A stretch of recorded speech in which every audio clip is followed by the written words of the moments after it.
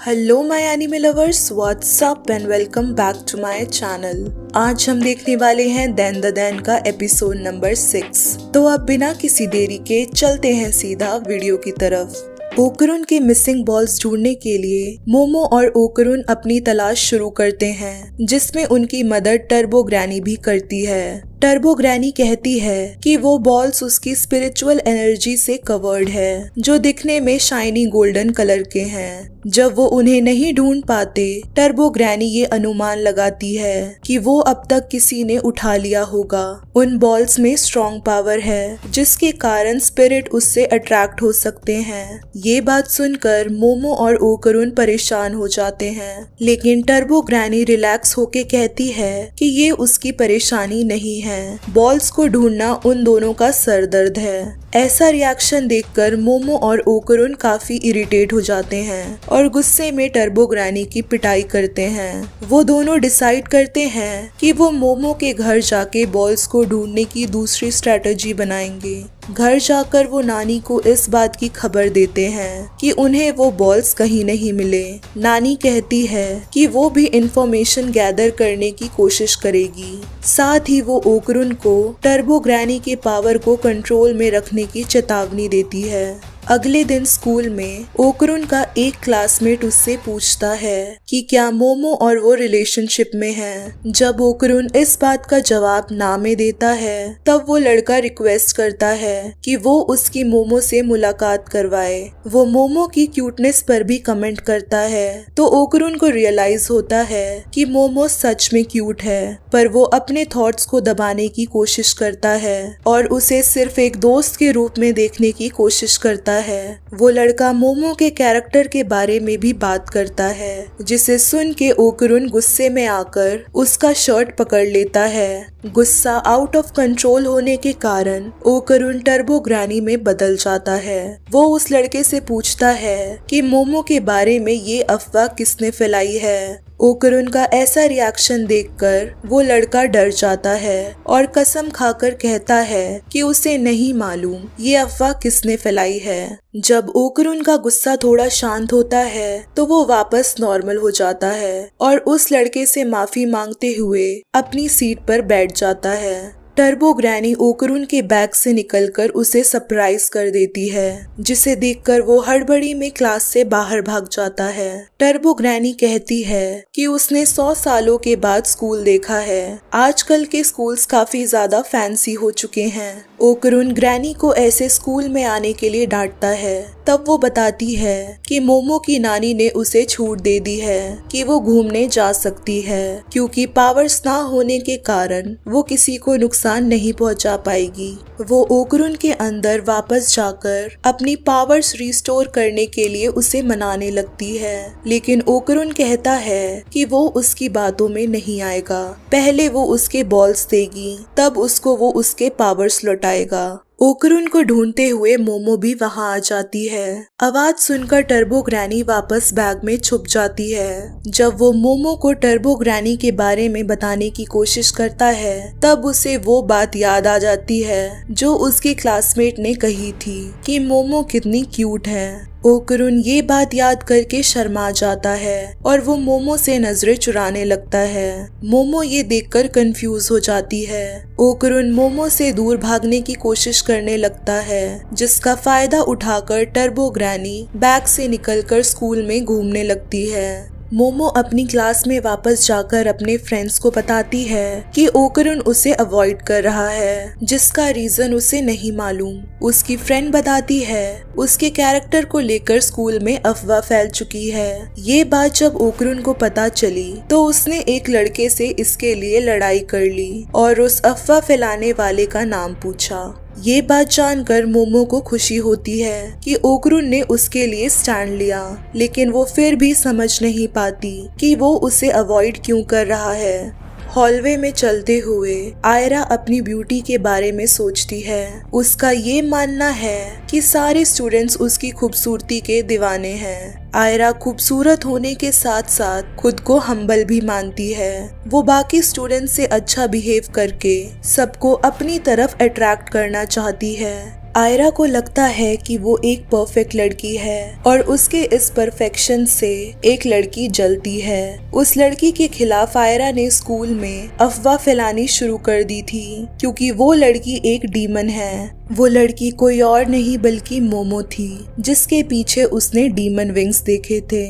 आयरा कहती है कि वो एक एंजल है जिसे स्वर्ग से भगवान ने धरती पर उतारा है ताकि वो इंसानों को डीमन से बचा सके। पिछली रात आयरा को एक गोल्डन बॉल मिला था जिसको उठाते ही उसे आसमान में रोशनी दिखाई दी थी। तब से वो ये मानना शुरू करती है कि उसे दुनिया को बचाने के लिए चुना गया है। वो उस गोल्डन बॉल को अपने पास रख लेती है और अपने आप को एक एंजल समझना शुरू कर देती है। आयरा के फ्रेंड्स उसके पास वो चीजें लेकर पहुंचते हैं जो उसने अपने मिशन के लिए मंगवाया था। उनके पास एक बाइबल और एक क्रॉस था। आयरा स्कूल के ग्राउंड में एक रेड ड्रेस पहनी औरत का जिक्र करती है जिसे उसके फ्रेंड्स देख नहीं सकते। आयरा ये एज्यूम करती है कि वो एक डीमन है जिसे मोमो ने उस पर नजर रखने के लिए भेजा है। जब वो उस औरत से छुपने की कोशिश करती है तो दो लड़के उसे जमीन पर बैठा देख लेते हैं। अपने बिहेवियर को कवर करने के लिए वो अपनी फेक पर्सनालिटी का यूज करते हुए उनसे बातें करने लगती है। साथ ही वो अपनी फ्रेंड्स को सिग्नल देती है कि वो उन्हें स्कूल के बाद मिलेगी और वो दोनों इस मिशन के बारे में किसी और को ना बताएं। आयरा और उसकी फ्रेंड्स की ये सारी बातें टर्बो ग्रैनी छुपकर सुन लेती है। स्कूल के छत पर मोमो ओकरुन से कहती है कि वो उसकी तरफ देखे। ओकरुन एक्सक्यूज बनाते हुए कहता है कि वो टर्बो ग्रैनी पर नजर रख रहा है ताकि वो भाग ना जाए। मोमो टर्बो ग्रैनी को घर छोड़ के स्कूल आने के लिए डांटती है, जिसके रिप्लाई में टर्बो ग्रैनी कहती है कि वो स्कूल में बॉल्स ढूंढने में उनकी हेल्प करने आई थी। ओकरुन और ग्रैनी का मानना था कि अब तक बॉल्स को स्पिरिट या किसी ह्यूमन ने उठा लिया होगा। वो बॉल दिखने में सुंदर और शाइनी है जिससे ह्यूमंस भी उससे अट्रैक्ट हो सकते हैं, लेकिन सबसे बड़ी दिक्कत ये है कि अगर उसे किसी ह्यूमन ने उठा लिया होगा तो वो उसके थ्रू पावर्स को एक्टिवेट कर लेगा, जिससे उसको स्पिरिट्स देखने की एबिलिटी मिल जाएगी और बाकी के स्पिरिट्स भी उस ह्यूमन को नुकसान पहुंचाने की कोशिश करेंगे। टर्बो ग्रैनी स्कूल में एक अजीब औरत के बारे में भी मेंशन करती है जिसका नाम उसे मालूम नहीं था। वो कहती है कि छुट्टी के वक्त वो उन्हें उस औरत को दिखा देगी। वहीं दूसरी तरफ आयरा को इस बात की टेंशन थी क्या वो सिर्फ बाइबल और क्रॉस की मदद से मोमो और उसके साथी डीमन को हरा पाएगी। बाहर झांकते हुए वो देखती है कि रेड ड्रेस वाली औरत जो मोमो की जासूस थी वो उसकी तरफ बढ़ रही है। छुट्टी के वक्त मोमो ओकरुन के पास आती है ताकि टर्बो ग्रैनी उन्हें अजीब औरत के बारे में बता सके। तभी वहां आयरा भी आ जाती है जिसे मोमो पहचान लेती है क्योंकि एक दिन पहले उसने आयरा के ऊपर टब गिराया था। आयरा मोमो से एक प्राइवेट मीटिंग की रिक्वेस्ट करती है। मोमो को लगता है कि शायद उसे पिछले दिन के बारे में पता चल गया है। किसी भी तरह के ड्रामे को अवॉइड करने के लिए मोमो उससे अकेले में बात करने के लिए मान जाती है और ओकरुन से कहती है कि वो थोड़ी देर बाद उसे मिलेगी। मोमो के जाने के बाद टर्बो ग्रैनी ओकरुन को कहती है कि ये वो ही अजीब औरत है जिसके बारे में उसने पहले बताया था। आयरा मोमो को सुनसान सी जगह में लेकर जाती है जहां उसके दो फ्रेंड्स मोमो पर अचानक अटैक करते हैं और उसके हाथ बांधकर जमीन पर गिरा देते हैं। आयरा एक क्रॉस और बाइबल का यूज करके मोमो पर एक्सॉर्सिज्म करने की कोशिश करती है। फ्रस्ट्रेटेड होकर मोमो अपनी साइकिक पावर का यूज करके आयरा के फ्रेंड्स को दूर फेंक देती है। आयरा मोमो के डीमन विंग्स को फिर से देखकर गोल्डन बॉल निकालती है ताकि उस बॉल की मदद से वो मोमो का एक्सॉर्सिज्म कर सके।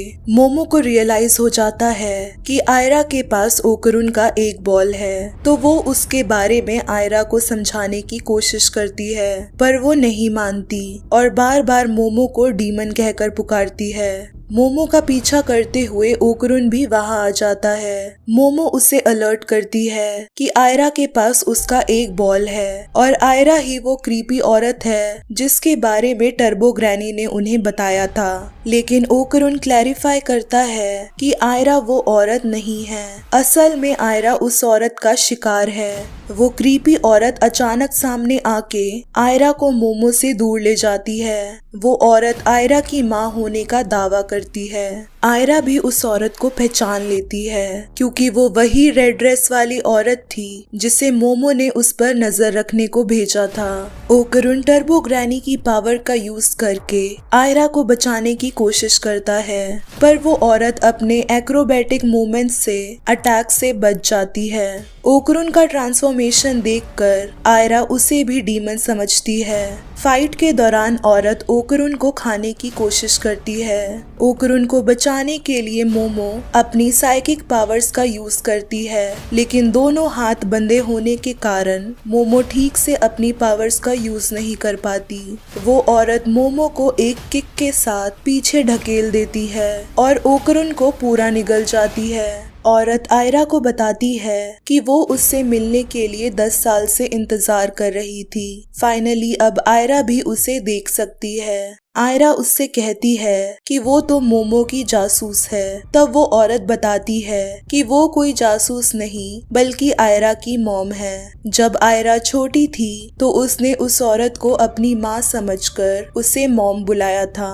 उसके मुंह से उस दिन मॉम सुनकर वो बहुत खुश हुई थी और वो दोबारा आयरा को उसे मॉम बुलाने को कहती है। मोमो अपने पैरों पर खड़ी होकर उस औरत से डिमांड करती है कि वो ओकरुन को वापस करे। वो ह्यूमंस और स्पिरिट के बीच के रूल्स को याद दिलाती है कि उन्हें एक दूसरे को हार्म नहीं पहुंचाना चाहिए। ये सुनकर आयरा को कंफ्यूजन होती है कि मोमो अपने साथी डीमन से क्यों लड़ रही है। फिर उसको रियलाइज होता है कि वो औरत मोमो की दुश्मन है। आयरा मोमो को अपने साथ टीम बनाने को कहती है कि वो दोनों मिलकर इस डीमन औरत को मार डालेंगे। मोमो को आयरा की ये बातें समझ में नहीं आती।